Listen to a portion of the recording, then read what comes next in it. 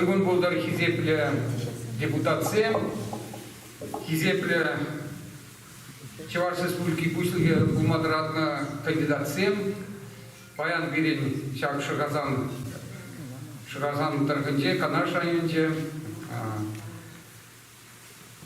Тельбугу Итме Палартна, Вагачи Читре, Хамареже, Пушлама Ирипара.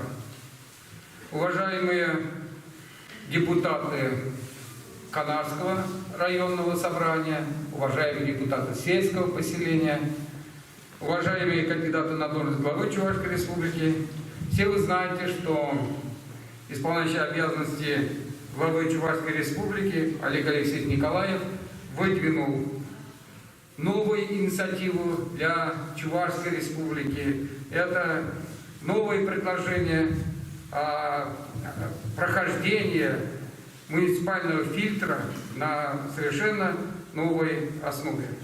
И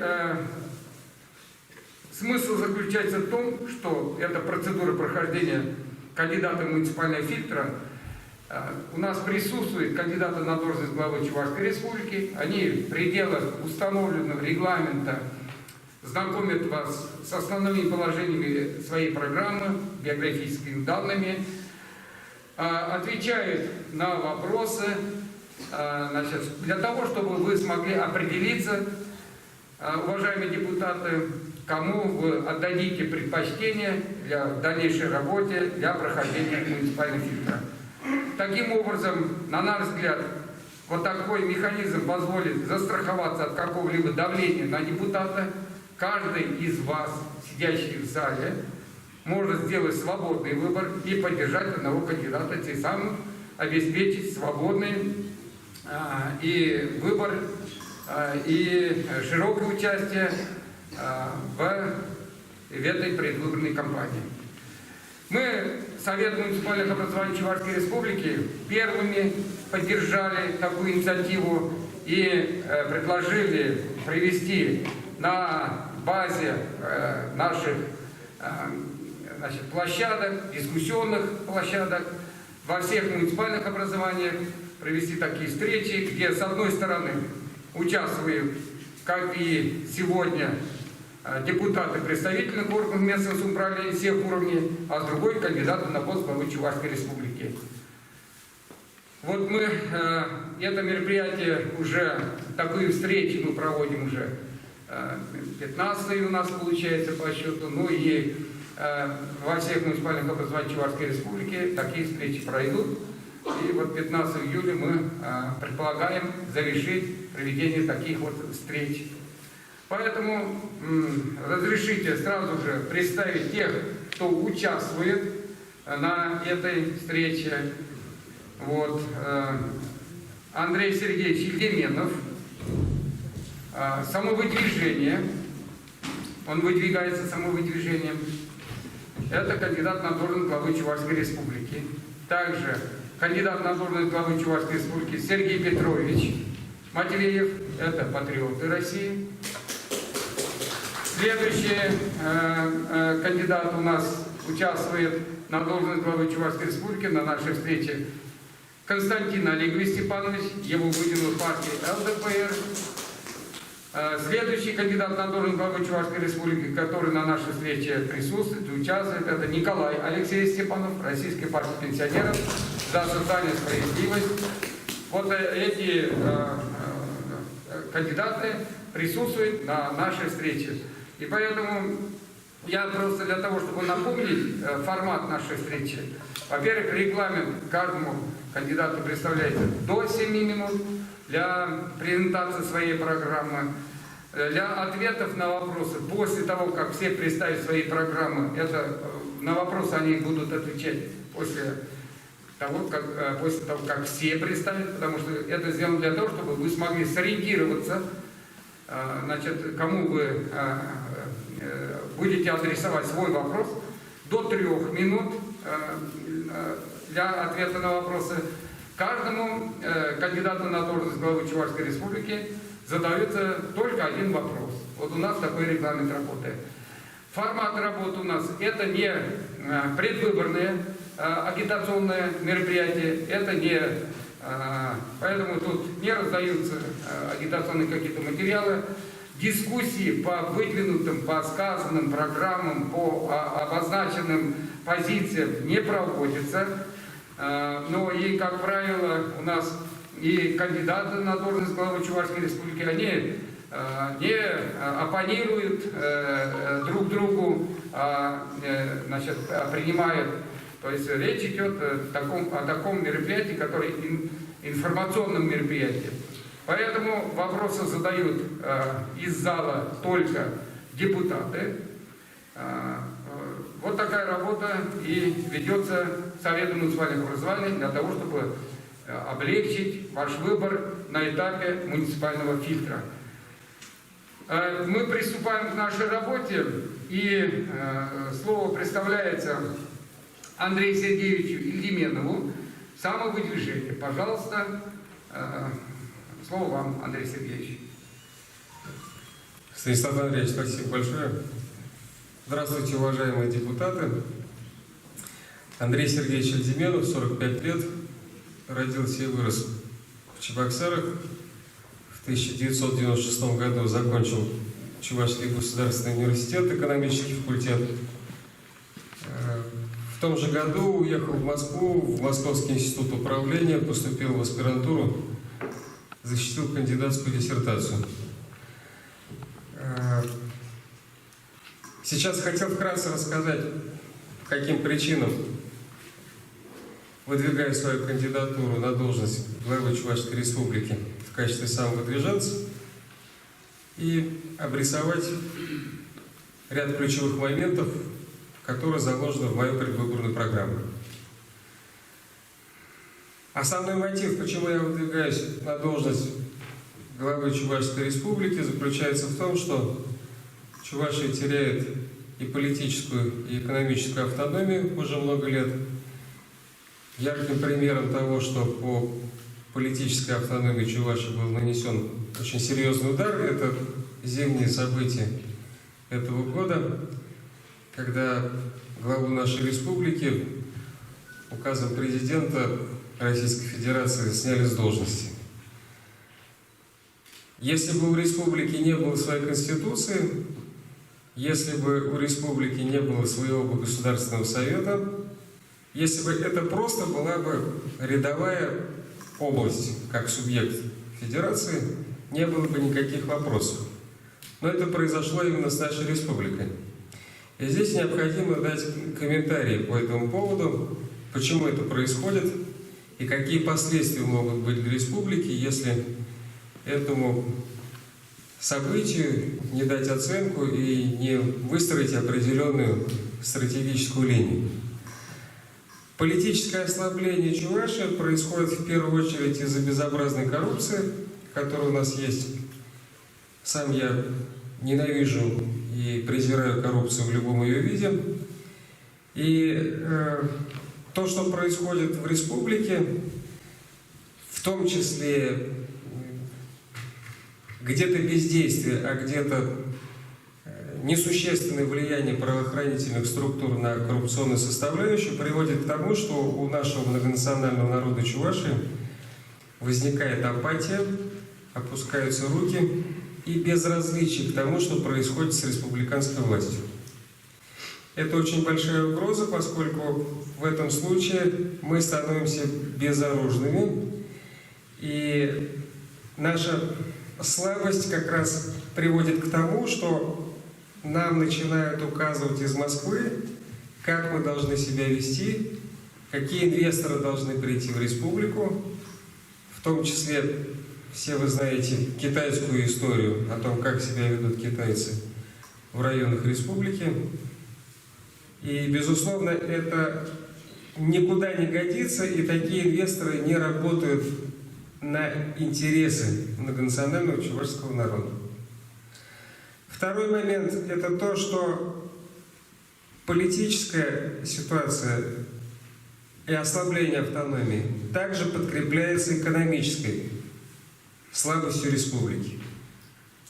На протяжении многих лет, десятилетий, республика является дотационной, то есть когда нам из федерального центра выделяются деньги, И из-за слабости республиканской экономики мы не можем покрыть свои расходы самостоятельно. Поэтому все эти факторы, и экономические, и политические, сводятся к тому, что мы можем потерять автономию Чувашии, и 100-летний юбилей, который мы праздновали 24 июня, может быть последним. Этого ни в коем случае нельзя допустить. Поэтому в рамках своей предвыборной программы я четко отмечаю, что экономика Чувашии должна наполняться инвестициями в новые сектора экономики. Это должны быть крупные инвестиции. Как кандидат на должность главы Чувашской Республики в своей предвыборной программе я отмечаю, что готов привлечь в республику порядка 360 миллиардов рублей на строительство нефтеперерабатывающего завода. Это не обещание, это обязательство, это уже согласованный сценарий с инвесторами, которые готовы будут прийти в республику. 6 годовых бюджетов Чувашской Республики. Второй момент.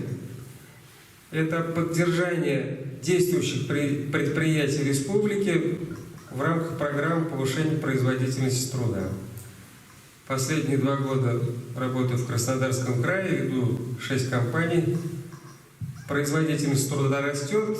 В рамках федеральной программы предприятия получают до 500 миллионов рублей по льготной ставке до 2% годовых для расширения производства, для увеличения рабочих мест, для экспансии на новые территориальные рынки. Третий пункт в программе связан с малым и средним бизнесом, когда после пандемии нам необходимо спасать наш малый бизнес для того, чтобы он остался способным удержать занятость нашего населения, так, чтобы работники могли поддерживать свои семьи, нормально существовать, и малый бизнес может лишиться этой возможности, если сегодня не оказать ему поддержки.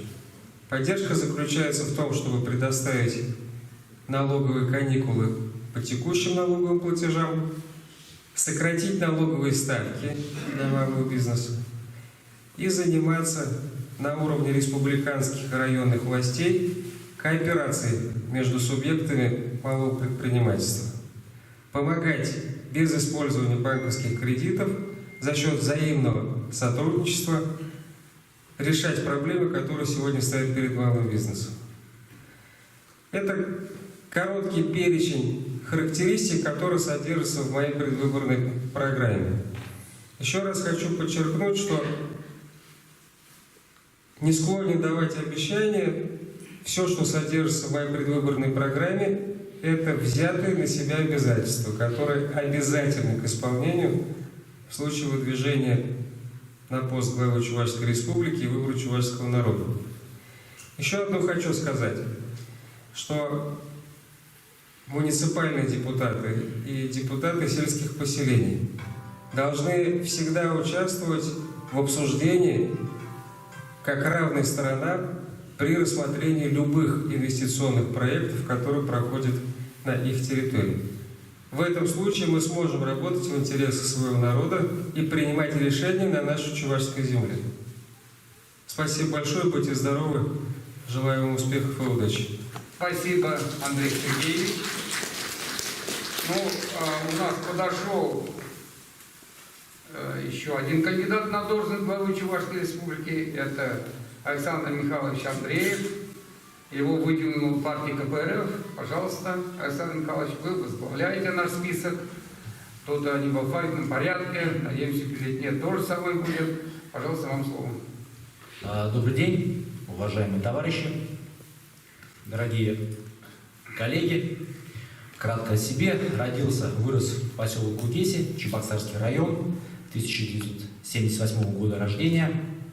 С 2005 года в политике, был депутатом Кутейского сельского поселения, трижды избирался в депутаты собрания депутатов Чебоксарского района в порядке самовыдвижения.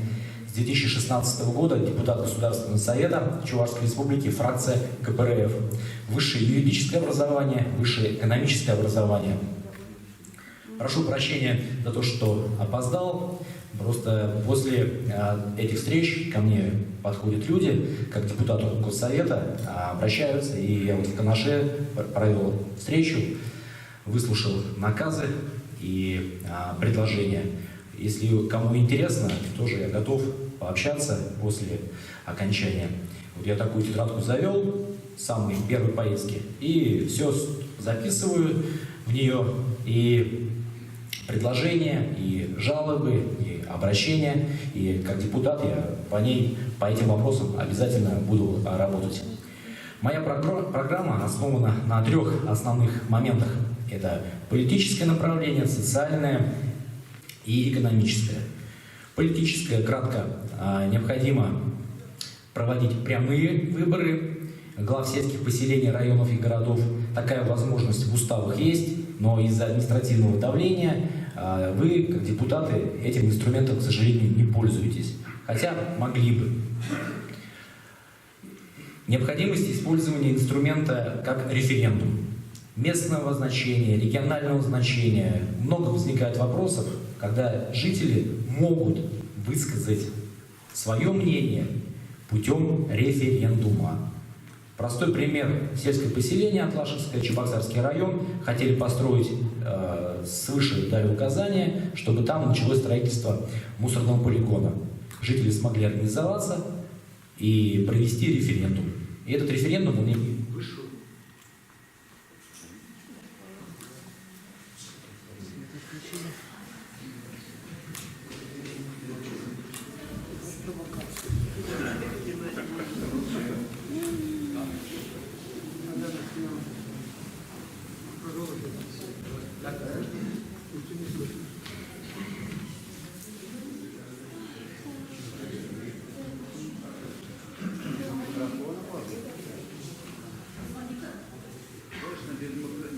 Я думаю, устранят.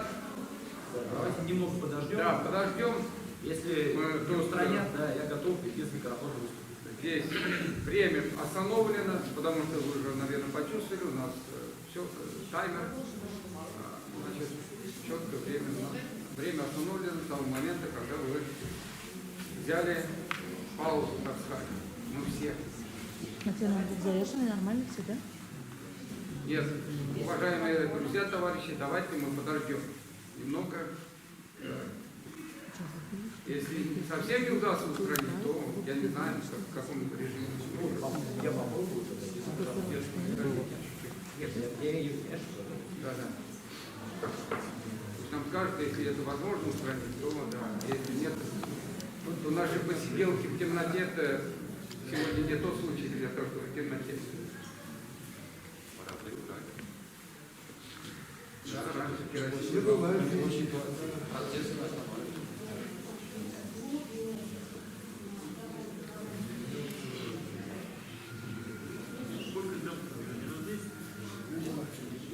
Минут 5. Да.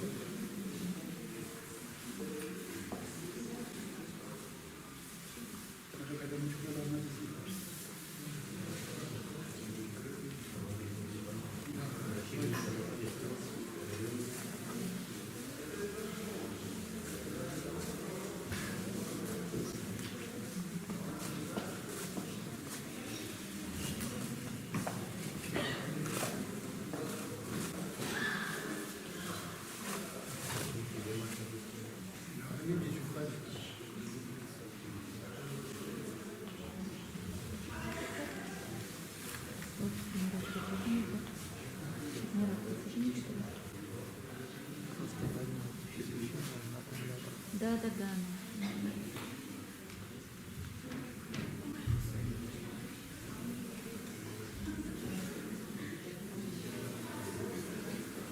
Лисичек крупный.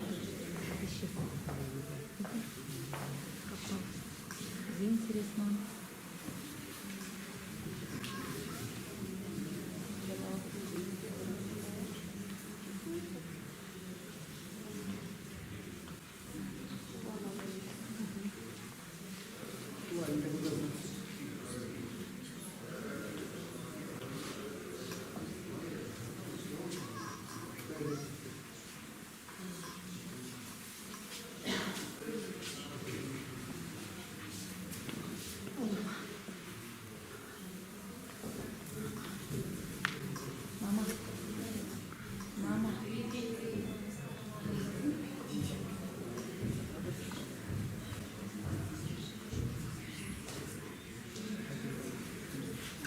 нашу работу. Да. И просим извинения, Александр Михайлович, что пришлось прервать вас. По экономическому блоку. Вы сейчас в курсе так называемый китайский вопрос, когда тысячи гектаров земель отдают китайцам в аренду и уже продаются земли. Конкретный пример — Маргаушский район. Непонятные мутные схемы, и мое личное мнение, что мы не должны продавать нашу чувашскую землю, мы должны сами обрабатывать ее. Для этого есть возможности, есть определенные механизмы создания семейных ферм, создания кооперативов. Очень много жалоб, низкие закупочные цены на молоко. Ну, хорошо, дали сейчас деньги на одну корову 3000 рублей, дифференцированно там дальше больше. Это, конечно, хорошо, но надо исключить посредников из этой цепочки. Когда посредники зарабатывают, а труженики села, они вынуждены продавать там за 14-15 рублей литр молока. И нужно создавать условия через эти кооперативы, чтобы переработка была, производство творога, сыра и бесплатные места для реализации в городе Канаш и ближайшие крупные населенные пункты. Этот вопрос можно решить с помощью республиканских денежных средств, с помощью федеральной определенной поддержки. Низкие у нас вот эти цены на молоко, они действительно, когда нет рабочих мест на селе, они еще дальше в нищету загоняют, и у сельских тружеников нет фактически выхода. Платежи за вывоз твердых коммунальных отходов. Опять очередное удорожание, хотя мусора как такового в деревнях немного. Переработка, сортировка позволит снизить эти платежи. И в других цивилизованных странах мусор – это деньги. Швеция, к примеру, она закупает мусор и у других соседних стран, потому что они могут и перерабатывают, и зарабатывают деньги на мусоре. Много поступает обращений по дорогам. Деньги, даже вот если они есть, но они расходуются неэффективно. Мы должны контролировать качество и исключить коррупционные схемы. Вот когда мы проезжаем по дороге Шахазаны-Вурнары, я 2 года добивался, как депутат Госсовета, чтобы отремонтировали эту дорогу. Ну и что отремонтировали? Там по ней ездить невозможно. Это стиральная доска практически. Чуть-чуть разгоняешься, и можно запросто улететь в кювет. Но деньги бюджетные потрачены. Кто-то же подписывал и акты выполненных работ, и кто-то определенные документы тоже оформлял, но контроля нет. Модернизация, оптимизация системы здравоохранения. Вы все, каждый, наверное, уже ощутили это, что нет специалистов на селе, нет условий. И вынуждены жители. Даже вот в прошлом году мы проводили как раз здесь, в селе Шахазаны, митинг для того, чтобы построили, наконец, поликлинику в селе Шахазаны. Вот приходится на такие кардинальные меры идти для того, чтобы бороться фактически за существование, за право жить, за право получать качественную медицинскую помощь. И для сведения хочу сказать, что предварительно в программу модернизации первичного звена получено предварительное одобрение Минздрава Российской Федерации, есть уже проектно-сметная документация, и эта поликлиника в ближайшие годы, она все-таки будет построена. Но мы не должны вот таким образом действовать. Это крайняя мера. Нужно, чтобы чиновники были максимально близки к жителям. И тогда вот эта оптимизация, я считаю, это фактически уничтожение системы здравоохранения, она должна быть остановлена.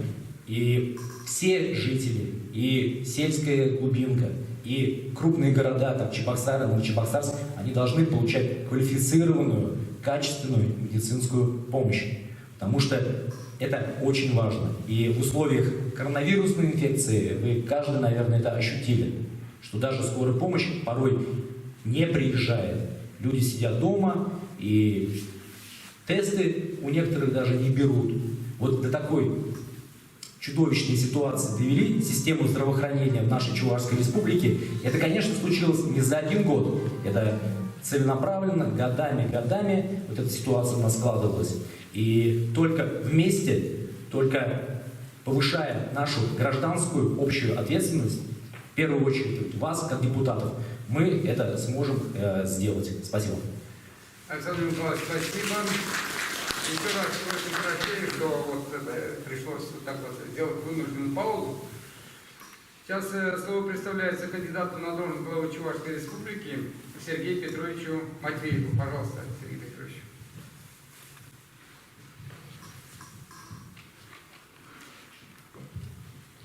Добрый день, коллеги, приглашенные. Меня зовут Матвеев Сергей Петрович, мне 39 лет. У меня два высших образования. Первое – это сельхозакадемия инженер-механик, второе – это Санкт-Петербургский политехнический университет.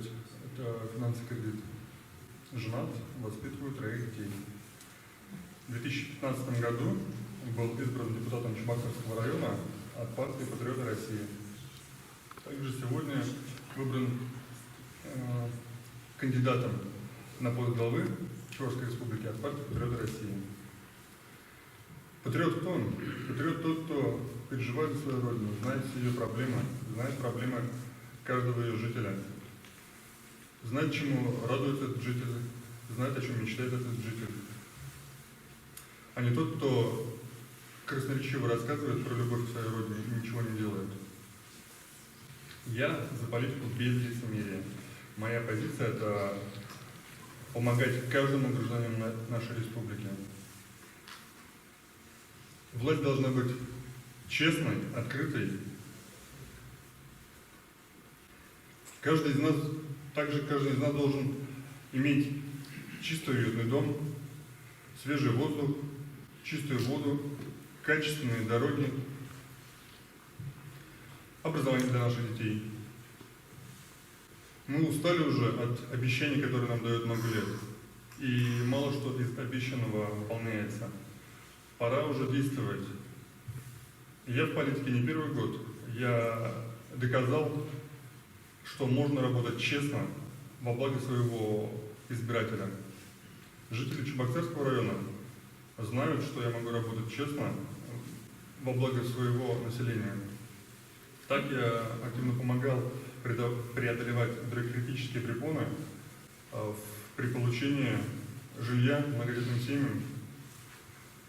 Я при моем активном участии в моем родном селе Ишлие Чебоксарского района был реализован проект по федеральной программе «Комфортная городская среда». Это благоустроенная аллея с фонтанами, с широкой дорожкой. В этом году по этой программе «Городская комфортная среда» реализуется мемориальный парк, детские площадки, общественное пространство. На все это выделено более 20 миллионов рублей. В нашем поселке, где я родился, в селе Ишлие, существовала проблема уже с 80-х годов. Это отсутствие физкультурно-оздоровительного комплекса. Даже вообще никакого спортивного учреждения не было у нас, кроме школьного спортзала и открытых площадок.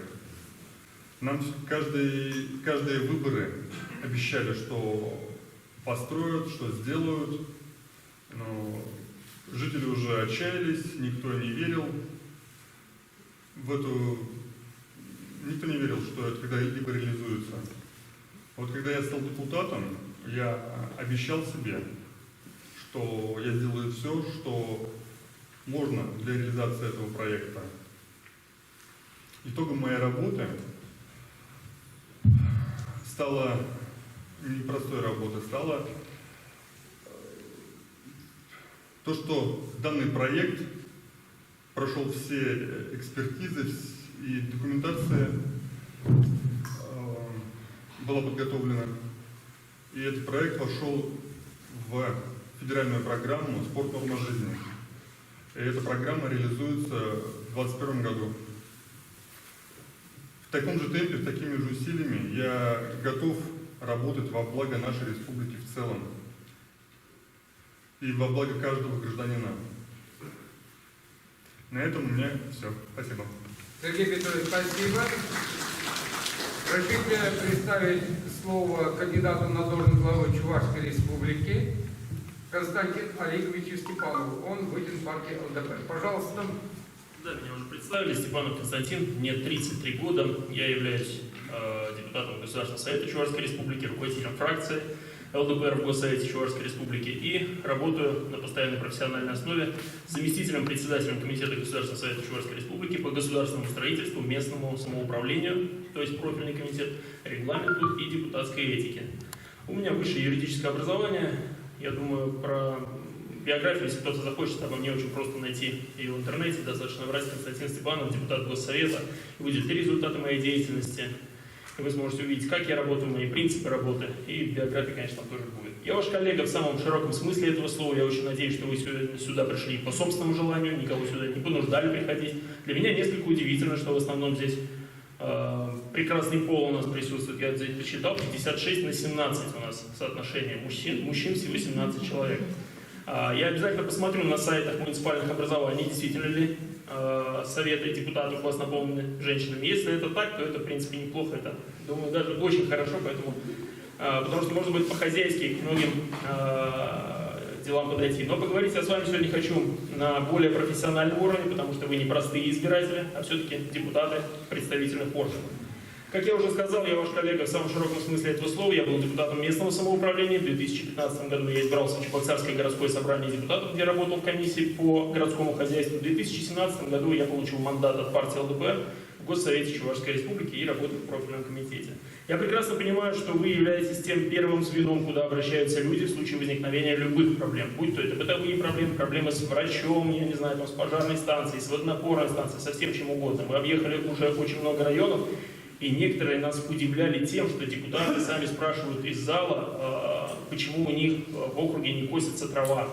То есть вопросы бывают совершенно разные. И мне прекрасно понятно, что многие из этих вопросов упираются в деньги либо в компетенцию. Мне прекрасно понятно, что депутаты местного самоуправления на сегодняшний день просто не в силах выполнять наказы и требования своих избирателей.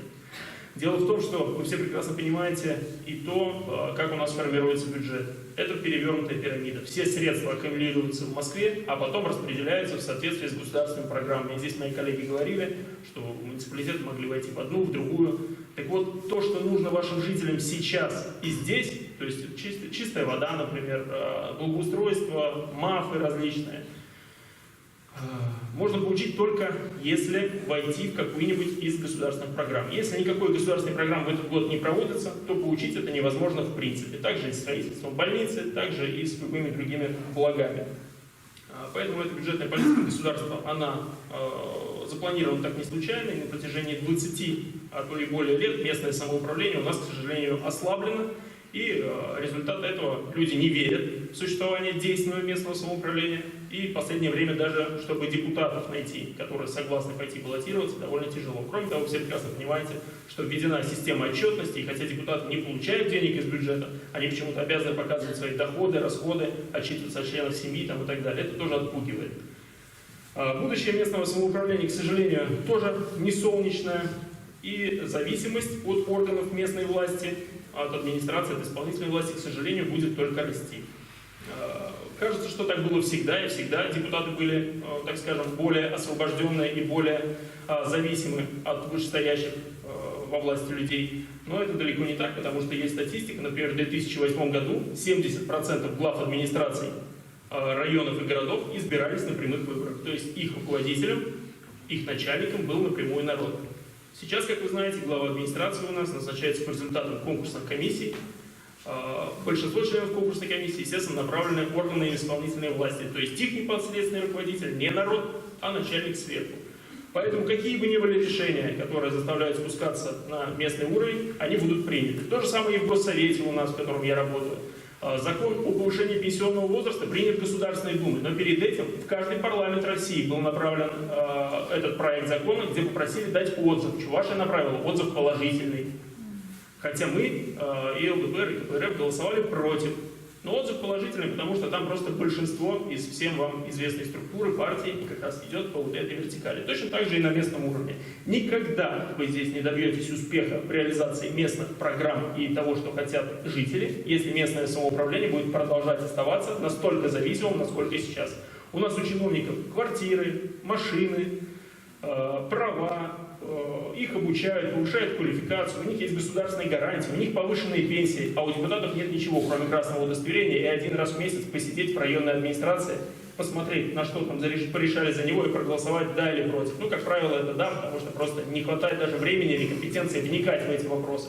Поэтому так продолжаться не должно, проблемы нужно признать. И заняться немедленно усилением местного самоуправления, как бы этого не хотелось, органам исполнительной власти. Понятно, что сильных депутатов органы исполнительной власти боятся как огня, потому что как же тогда выживать и принимать те решения, которые требуют еще высший руководитель на уровне федерального центра. Но я на эти изменения готов, поэтому в случае моего избрания я верну институт прямых выборов глав администрации и обеспечу собрание местного самоуправления средствами и возможностями для профессиональной работы. Уровень депутата поднимется на беспрецедентный уровень в Чувашской республике, и тогда действительно местные инициативы ваших избирателей смогут доходить сначала до Государственного совета, а потом уже и до Государственной думы, а потом и к реализации. На сегодняшний день федеральный законодатель позволяет 10% работающих депутатов в районном собрании, например, работать на постоянной профессиональной основе, то есть получая зарплату, получая гарантии, транспорт и так далее. К сожалению, в нашей республике таких фактов нет. У нас все депутаты, гуляющие по улице, на общественных началах, по факту. А чиновники пользуются всем. Поэтому эту ситуацию нужно менять. Собрание депутатов, общественники и старосты поселений должны стать некоторыми медиаторами, которые бы сигнализировали о проблемах населения и имели понимание, что в их районной администрации есть депутаты, работающие в том числе на постоянной профессиональной основе, которые могут составить конкуренцию исполнительной власти в случае, если она принимает не те решения, которые хочет народ. Кроме того, необходимо вернуть все отмененные права депутатов местного самоуправления, в том числе право на прямой депутатский запрос, и сократить срок ответа чиновников на него. Как вы знаете, у нас принят наш субъектовый региональный закон, и теперь, чтобы депутатский запрос отправить, нужно представить его сначала на все собрание депутатов, и тогда, если большинство одобрит, тогда он будет отправлен, и чиновника заставят на него отвечать. Кроме того, публичное слушание... Да, у меня заканчивается время, буквально 15 секунд. Публичные слушания по республиканскому бюджету станут не поводом для сюжетов средств массовой информации, как есть это сейчас, а вполне рабочей площадкой, куда смогут приехать те новые, избранные и профессиональные депутаты, желающие исполнять волю народа, когда они смогут приехать в тот же самый Госсовет, для них будет открыт микрофон, и они скажут обо всех проблемах, обо всем, что не хватает на конкретной территории. В любой другой ситуации у нас будут расти только крупные города, как Чебоксары и Новочебоксарск, а все отдаленные территории будут беднеть и дряхлеть. Когда все это будет реализовано, в принципе, никаких дополнительных мер поддержки со стороны республиканских властей не потребуется и не придется ничего выпрашивать. Вся система заработает так, как это предусмотрено сегодняшним законодательством. К сожалению, сегодня она барахлит и специально ослаблена. Поэтому я готов реализовать все эти шаги в случае моего избрания. Если вы меня поддержите, то я окажусь в бюллетене на выборах главы Чувашской республики, а там уж народ через прямые выборы решит, каким путем мы пойдем дальше. Спасибо. Спасибо. Разрешите представить слово кандидату на должность главы Чувашской республики Николаю Алексеевичу Степанову, Выдвинутому Российской партии пенсионеров за социальную справедливость. Пожалуйста. Добрый день, уважаемые депутаты. Я вот, как мой сосед, восхищен тем, что в Канарском районе большинство представителей второй власти законодательной являются женщинами, прекрасные женщины. Это как войну. Мужья ушли, говорит, на фронт, женщины в тылу работают. А я так понимаю, что ваши мужья уехали на заработки, а вы, так сказать, продолжаете трудиться здесь. Коротко о себе. Я родился в Комсомольском районе, закончил госуниверситет, а затем закончил, когда служил в Академии МВД СССР, начал работать в спецмеханизации мастером, работал в областном штабе студенческих отрядов, заместителем командира, потом служил в органах внутренних дел, начал с инспектора, был начальником ГАИ, заместителем министра, избирался депутатом Госсовет, где был заместителем председателя Госсовета, вот у меня коллега сидит, вместе были с ним, был депутатом городского собрания, после выхода на пенсию работал начальником управления ЖКХ Калининского района, директором спецавтохозяйства, в настоящее время работаю заместителем директора Дома малого предприятия. Что я предлагаю в качестве кандидата? Вот мое видение. Во-первых, ничего невозможно исправить, строить, намечать, если сначала не разобраться, что происходит, что на самом деле в своем доме. Поэтому я считаю, что сначала надо провести в республике аудит всего финансово-хозяйственного состояния, промышленности, предприятий, городов, районов. Выяснить, что мешает движению, работе малых предпринимателей, предприятий, развитию села. Второе. Исходя из этого, создать программу развития республики, районов, городов на 5 лет, на срок избрания главы республики.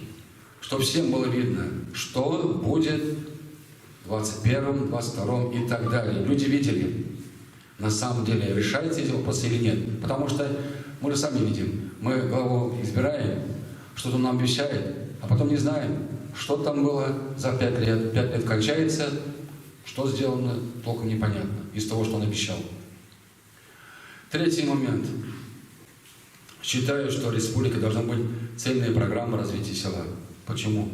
Потому что сегодня село это самое оставшее. У нас не хватает дорог, не хватает воды, у нас не хватает социальной структуры на селе. Если эту проблему не решать, то уход молодежи из села будет продолжаться. Развития села не будет.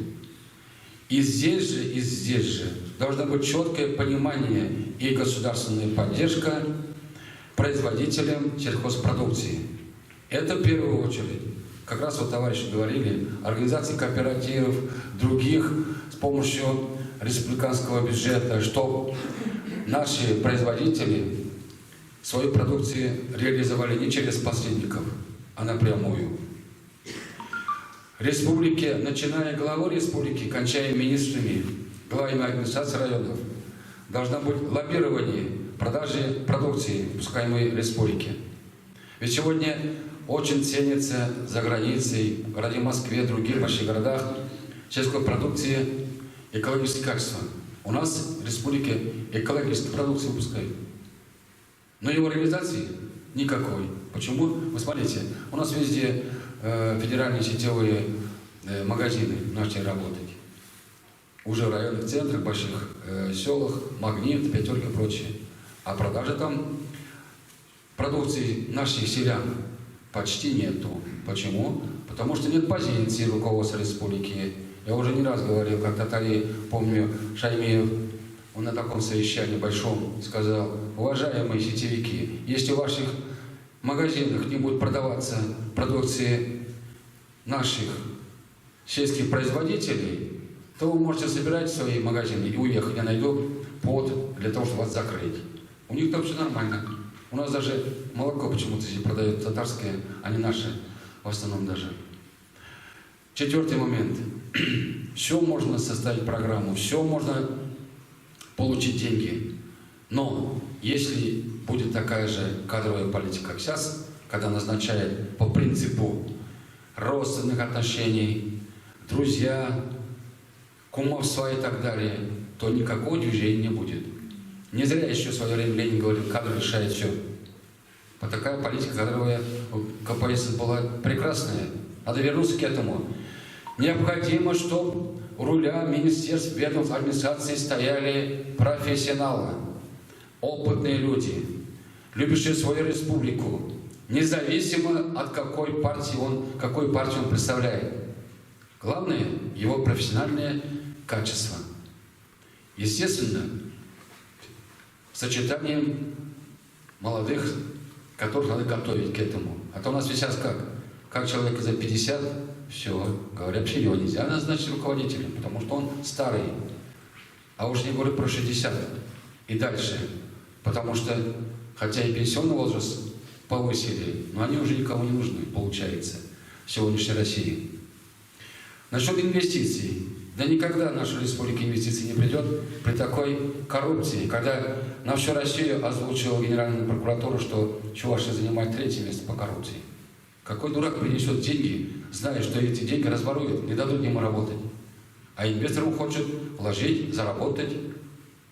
Поэтому борьба с коррупцией, это должно быть краеугольным камнем главы республики, это во-первых, а его можно осуществлять только при условии, когда все открыто, когда все прозрачно. Вот как раз вот здесь и возникает роль депутатского корпуса. Сегодня, к сожалению, у нас депутаты вообще непонятно. Пришли, проголосовали то, что подготовили, ушли.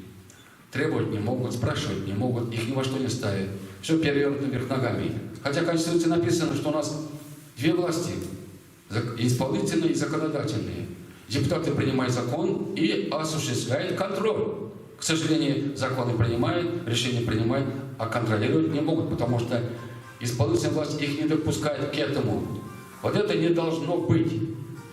И заканчивая, хочу сказать, уважаемые друзья, посмотрите, до чего мы дошли.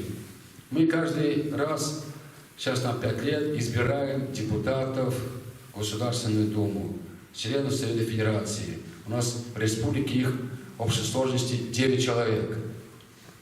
Мы говорим про инвестиции, кто нам принесет. Вы скажите мне, пожалуйста, почему-то в других регионах, в Татарии, депутаты работали там, в Госдуме Совета Федерации по привлечению инвестиций в свою республику, а у нас никто не работает.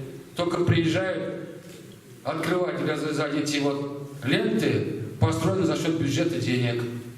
Поэтому глава республики должен с них вместе с депутатами Госсовета должен спрашивать, если этого они не делают, показать нашим гражданам, избирателям, кого мы избираем, Госдуму, Совет Федерации назначаем.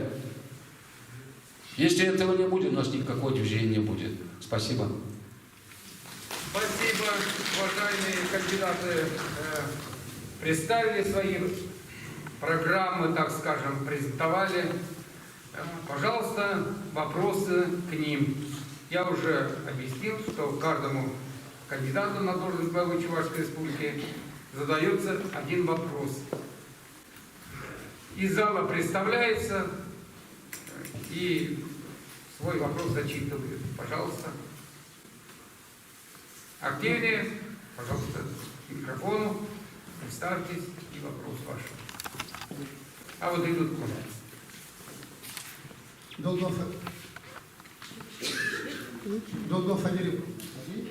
Долгов Валерий Васильевич, председатель ветеранов Думышского Канарского района. У меня такой вопрос к Александру Михайловичу. Вы в своей программе очень внимательно слушал, рассказали о развитии все-таки сельских тружеников. Но сельские труженики не только должны работать и должны уметь. На территории Чувашской Республики, я это знаю, и Канарского района у нас очень слабо развит сельский туризм. Я живу на территории более 40 лет, на территории российского населения. У нас имеется очень хороший исторический мост, называется Виадук. Когда мы в Москву едем, все едем через этот мост. Вот когда в субботу-воскресенье там приезжает очень много машин. Нельзя ли открыть этот, как сельский туризм, вот это место? Вот есть водоемы, есть это источник. Вот у нас просьба, я хочу помогите открыть сельский туризм, чтобы для развития, там не только Чувашия, туда приедут вся Россия. Спасибо за вопрос. Пожалуйста. Александр Михайлович. Действительно, этот мост уникальный. Сейчас я вот тоже являюсь активным пользователем социальных сетей. Каждую субботу, воскресенье мои знакомые, друзья выкладывают фотографии на фоне этого прекрасного моста. К вашему сведению, я направил запрос депутатский для того, чтобы этот мост признали как памятник культурного наследия.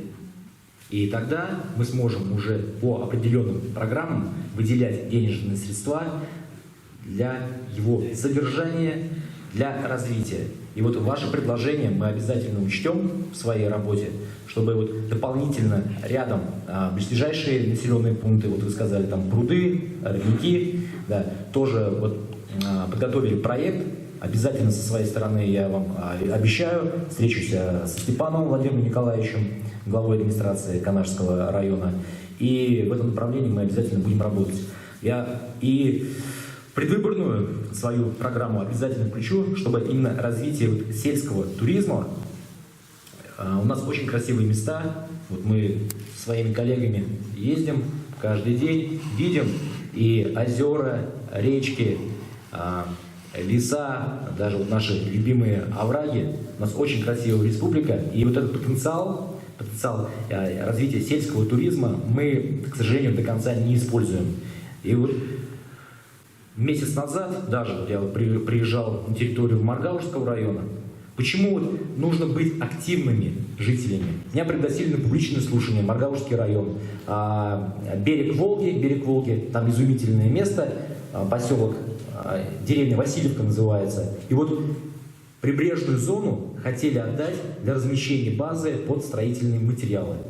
И вот меня пригласили жители местные, чтобы я их поддержал. Были публичные слушания, и вот на этих публичных слушаниях мы смогли этот земельный участок, прибрежную зону отстоять и ее включить как функциональную зону, рекреационную зону для развития зоны, вот именно для отдыха. Поэтому большая все-таки, в том числе и ваша задача,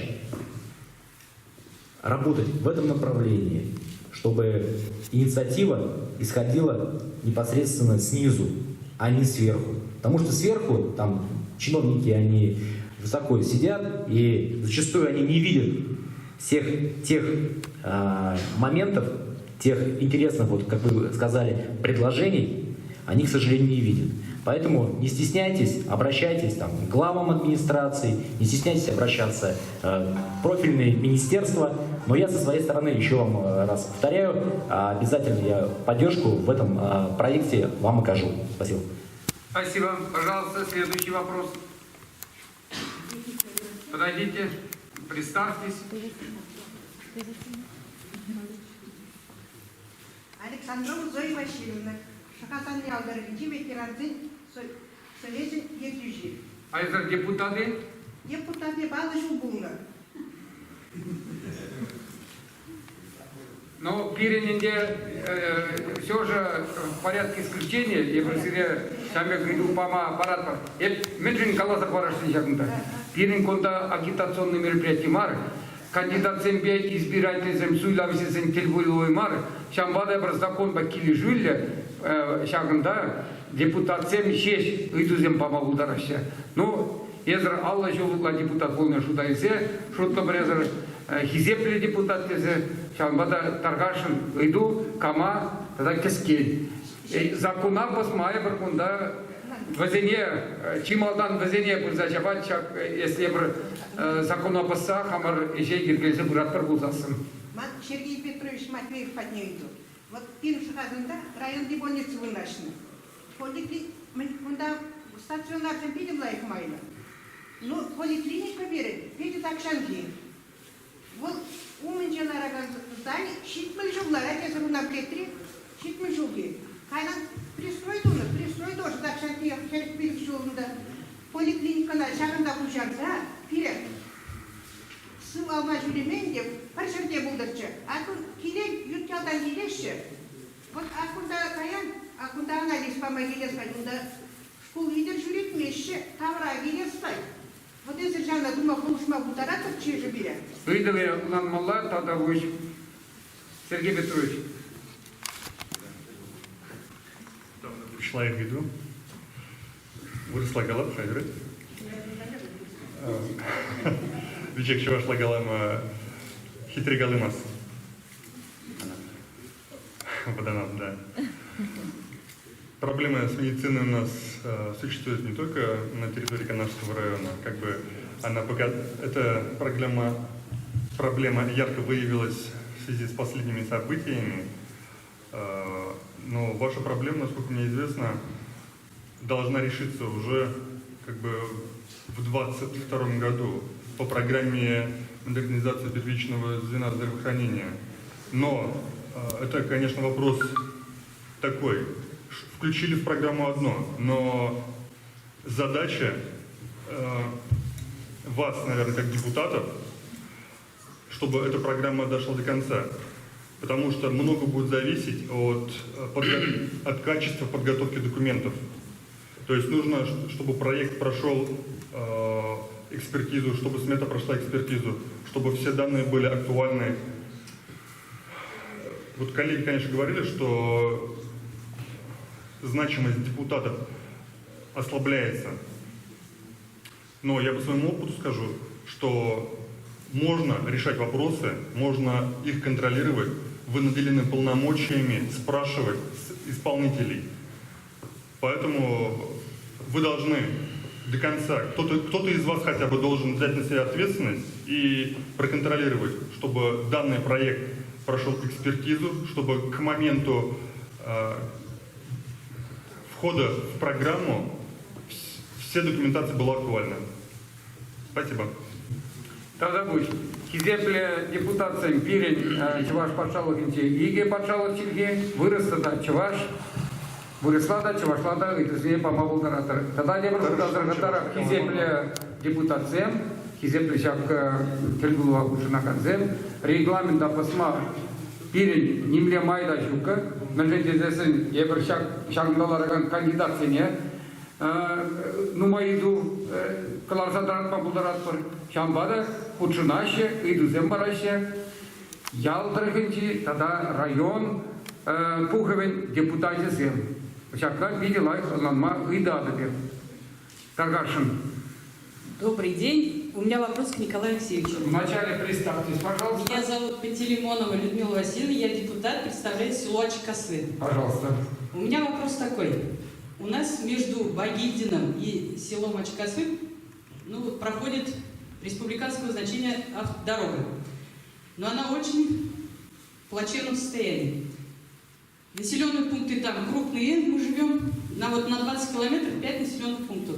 Все пользуются, это единственная дорога, по которой мы в Кадаш, в центр выезжаем, в Шахазану, в больницу.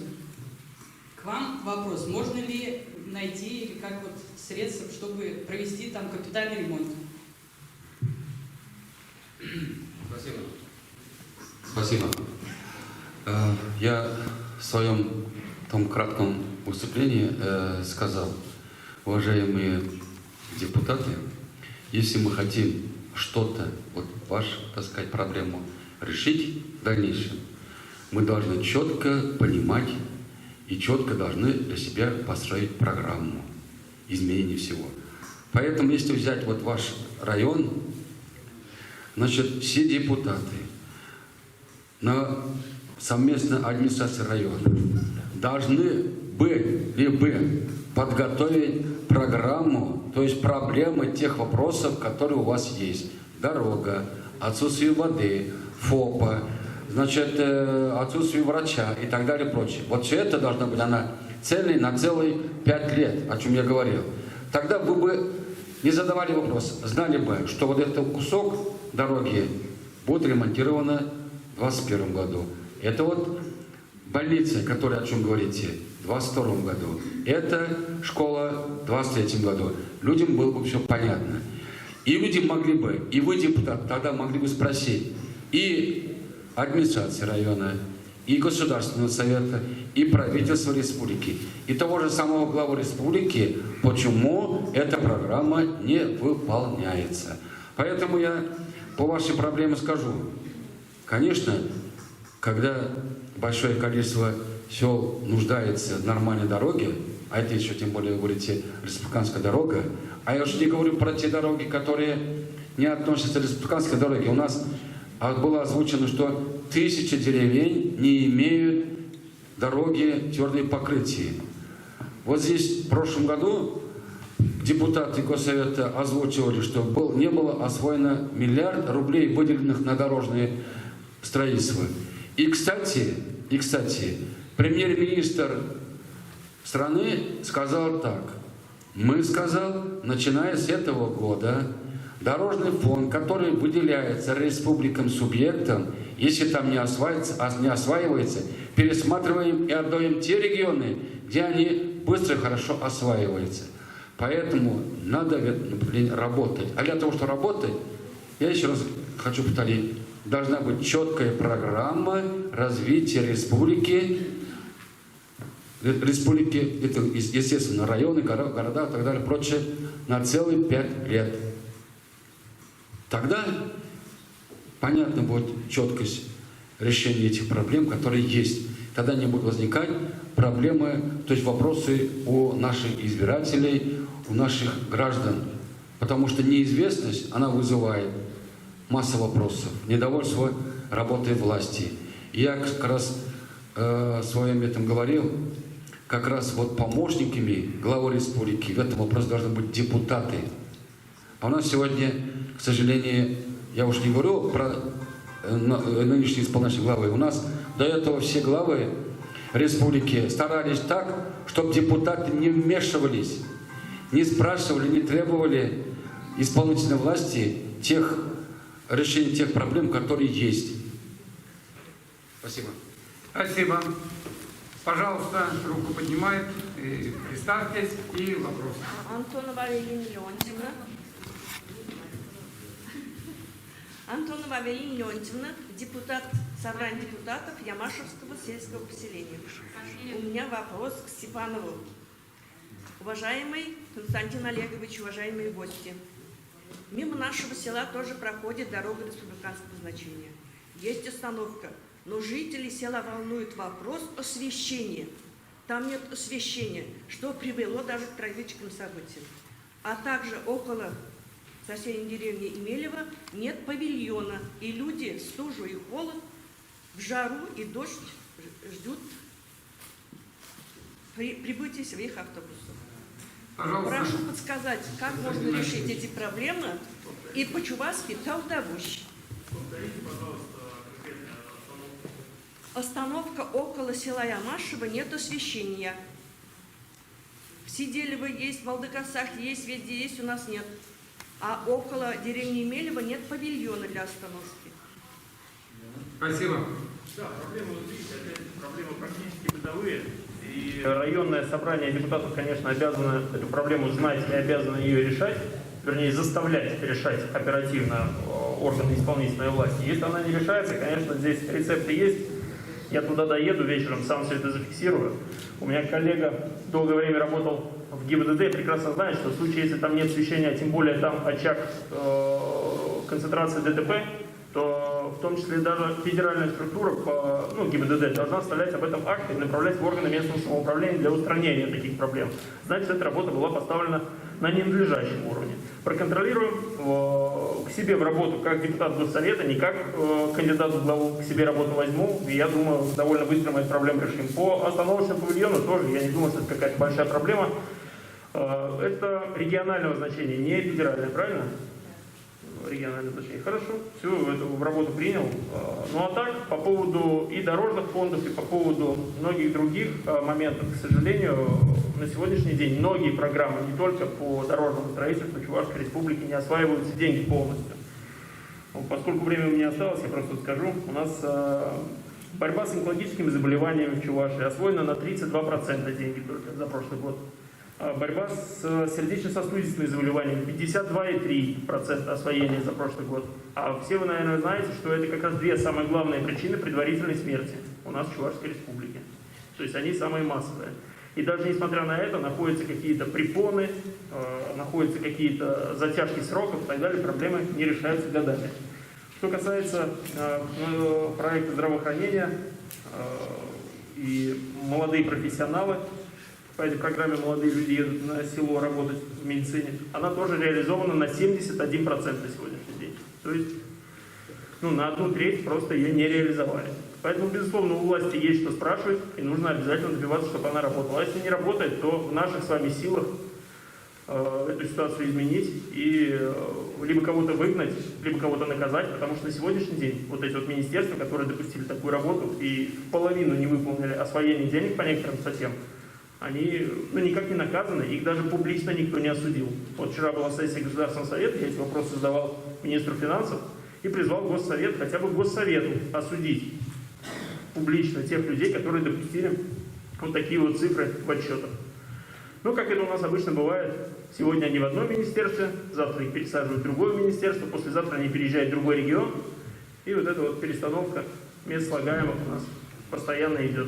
Поэтому с этим нужно бороться, и в первую очередь должны работать тоже и депутаты местного самоуправления, и Госсовет, конечно. Поэтому те вопросы я принял. А что касается остальной программы, вы ее слышали, я ее озвучивал, мы будем этого добиваться. Спасибо. Спасибо. У нас еще есть возможность задать вопрос Андрею Сергеевичу Ильгименову, пожалуйста. Какие вопросы вас интересуют? Что вы можете, какой вопрос задать ему?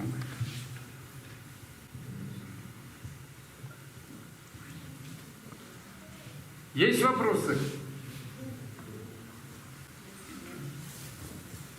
Андрей Сергеевич, вам, наверное, везет. Спасибо. У нас просто мы не комментируем нигде ничего никак. Поэтому, уважаемые депутаты, уважаемые кандидаты на должность главы Чувашской Республики, все сегодня вопросы, которые мы предусматривали рассмотреть в рамках вот этой дискуссионной площадки Совета муниципальных образований, мы с вами рассмотрели. И традиционное для меня уже стало, у нас это 15-я встреча, пожелания. Я всегда говорю, все планы, они реализуемы. Если мы будем здоровы, если мы будем двигаться в решении этих вопросов. И следующий момент, я всегда подчеркиваю, что рано или поздно эти вопросы будут решаться. Нам бы хотелось, чтобы побыстрее все, сегодня и сейчас.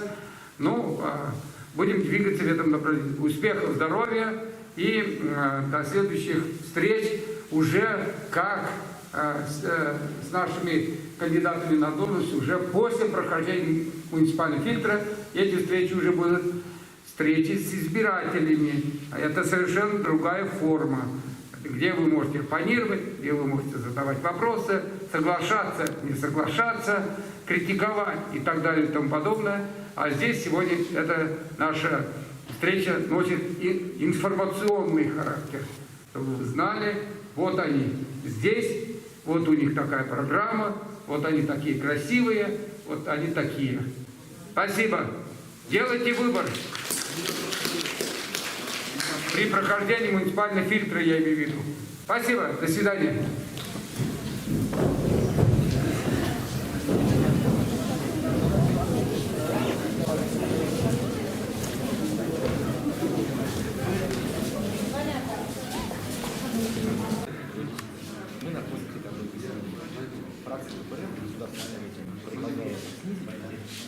Процесс тем не менее, инициатива от его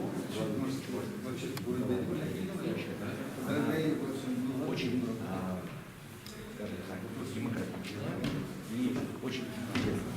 В том плане, что до этого не было такой возможности, чтобы мы могли вот так открыто встречаться с депутатами сельских районов, городов. И я полностью поддерживаю эту инициативу. Мне интересно, и интересно как действующему депутату проехаться по нашему району, по нашим селам, по нашим городам, еще раз увидеть проблемы, пообщаться с депутатами, выслушать их наказы ко мне, как возможно, зарегистрированному кандидату, и обращение ко мне как действующему депутату Государственного совета, и по возможности решить те проблемы, которые существуют. Еще хотел бы добавить, что мы формируем свою предвыборную программу. И вот житель Канашского района задал интересный вопрос и предложил, чтобы кто-то из нас включил свою предвыборную программу, это развитие экотуризма. Красивые места, как я уже сказал, да, и я полностью поддерживаю его инициативу и обязательно включу этот пункт в свою предвыборную программу. Поэтому они очень полезны. Мы в информационном плане получаем много полезной информации для того, чтобы мы смогли здесь. Все, хорошо. Спасибо. А вы будете?